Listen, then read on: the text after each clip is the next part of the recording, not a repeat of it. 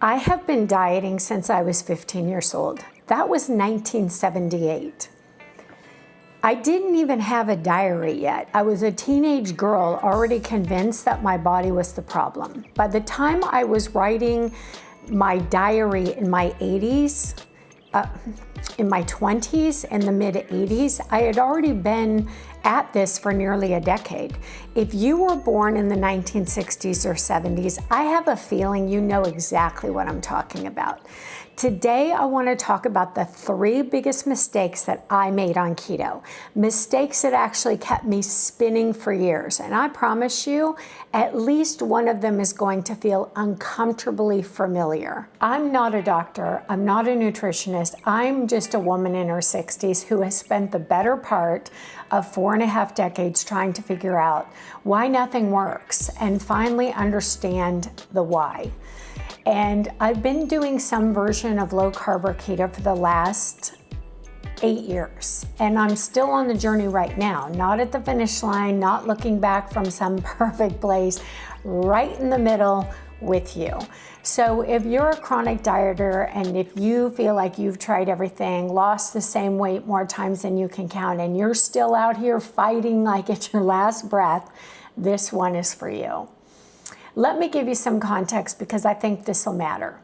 I started dieting at 15 years old in 1978. I was a teenager and I was already being told by Us magazine and people and by TV and diet culture that my body needed fixed. I wasn't Kate Moss thin.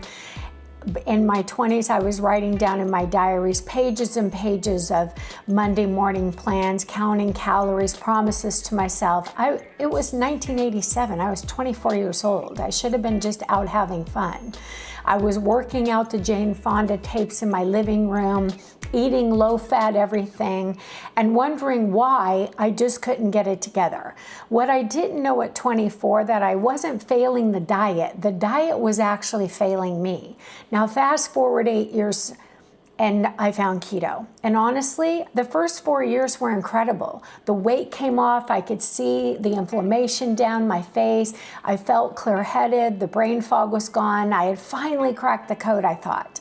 But then the next 4 years I struggled. I kept doing what I thought was keto, but the results stopped coming. I didn't understand why. I thought I was doing everything right. Then came 2024 and I saw that horrible picture of myself at my son's wedding and realized how fat I had gotten again. So into year 6, looking in the mirror, I had to get brutally honest with myself once again.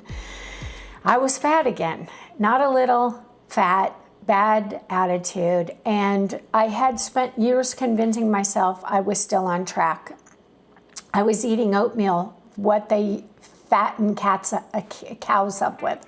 Like, I thought I was doing everything right, but I was still starting over and over. But this time, I was going to do it different. I went back to the basics first. I did the 10 things that helped me get back to the low carb, which if you don't know where to start there. Then with my keto eyes and my new keto eyes, I started learning about ketovore and then carnivore. And over the last 2 years, piece by piece, I started understanding things about food, whole foods, about fat, about my own body, what I could eat, what I couldn't, and food noise. And then I had completely missed most of this the first round. So in October 31st in 2025, I made a decision. I stopped trying to make content for everybody, and I started making it specifically for chronic dieters like you, like myself, the person who's been at this game since the 70s and 80s, who has tried everything, who's still trying. And then, everything on the channel changed. So today I want to share the 3 mistakes that held me back the longest, because I think they might be holding you back too.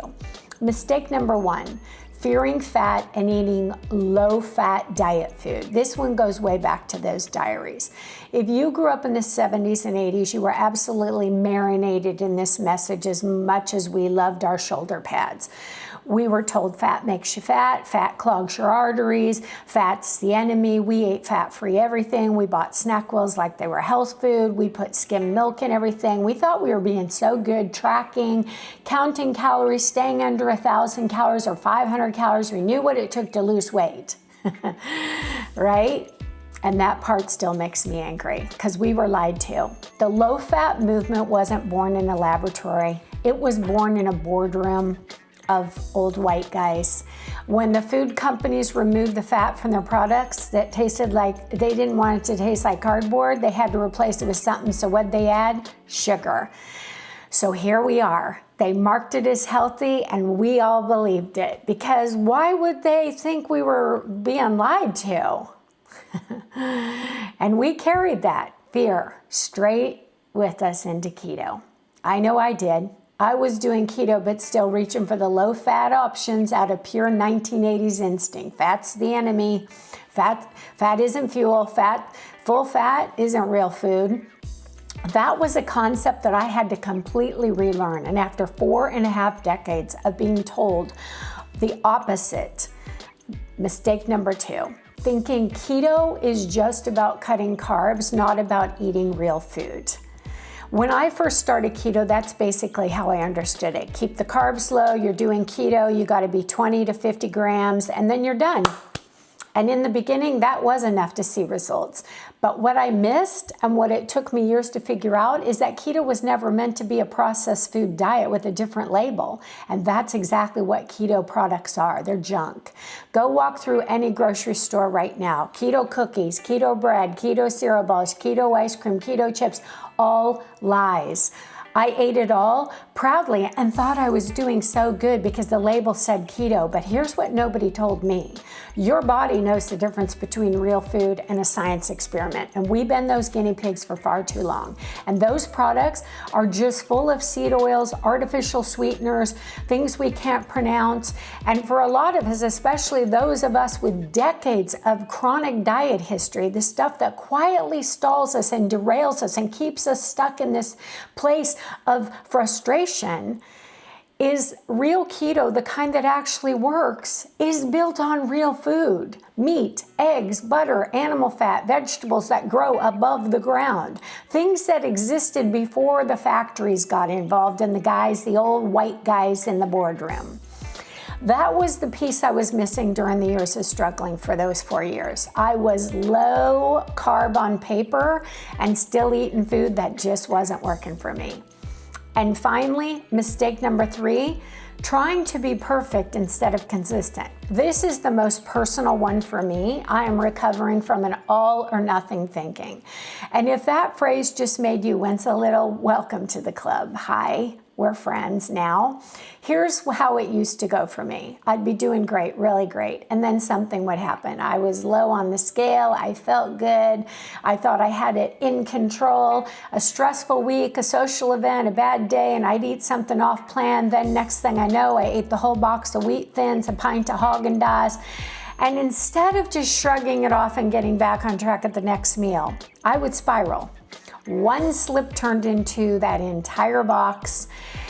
And by the end of the night, I was sitting there thinking, well, I already run it. I'll start Monday. Monday, always Monday. And how many Mondays did I give away waiting for the perfect result? Years worth. The diet culture we grew up in actually trained us to think this way.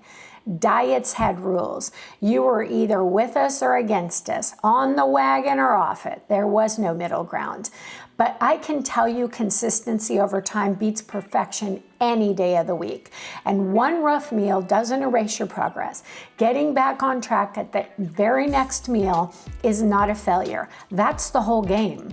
That was one of the hardest rewires for me personally. And honestly, I'm still working on it because I'm still trying to eat all this full-fat ice cream and think I'm not going to gain any weight. But it's moderation in somewhat. It's knowing just what works for your body. And that's where I am, and that's what I'm still figuring out. And we are going to continue this journey. So if you're somewhere in the middle of your own journey right now, whether you're just getting started or you've been at it for decades like me, and you keep losing the same ground, I want you to hear this. You are not broken. You are not under-disciplined. You are not somebody who just can't stick to anything. You were given bad information by an industry that has made billions, keeping us confused and coming back for more and more. Let me say the 3 mistakes one more time so they stick. 1, You were taught to fear fat, so you carried that fear right into keto with you. 2, you thought that keto was just about cutting carbs, so you filled the gap with processed food in the keto costume. And number 3, you tried to be perfect instead of consistent. So every slip turned into a spiral, and every spiral ended with "I'll start again on Monday." I know all 3 because I lived all 3 of them, starting at age 15 years old in 1978, through every decade, through the diary at 24, through 4 good years of keto and 4 struggling years I've had now, through that brutal, honest moment in 2024 when I just couldn't do it anymore. I looked in the mirror and I just needed to stop pretending with myself and with you. And through these last 2 years, evolving through low carb, keto, ketovore, carnivore, and finally starting to understand what was missing, I'm still on a journey right now. At 140 pounds, I'm still learning. And since October 31st, 2025, everything on this channel has been built specifically for you. The chronic dieter who's been around long enough to remember when jazzercise was considered a weight plan.